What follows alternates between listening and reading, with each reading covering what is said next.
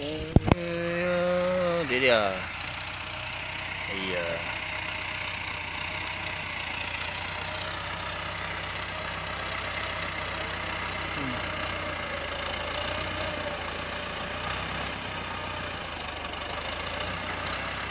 Dia kena rekam ke ni.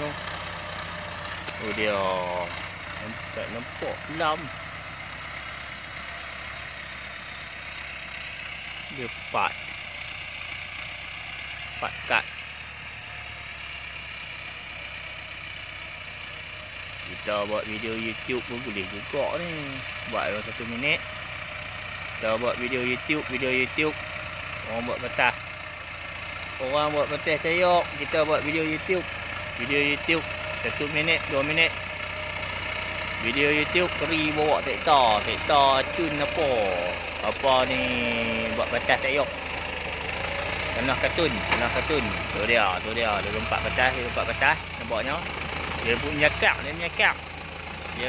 nampaknya. Dan dia teruskan naik.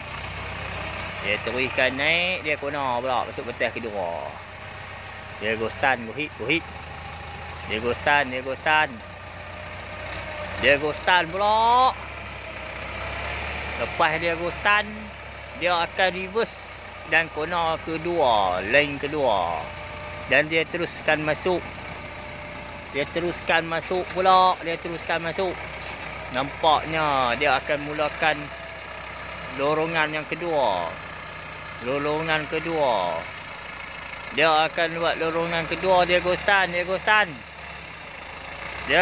pula. Dia akan mulakan perjalanan itu dan teruskan batas yang ke-10 nampaknya. Dia mula tarik. Nampaknya dia tengah duk layan bawa tektar.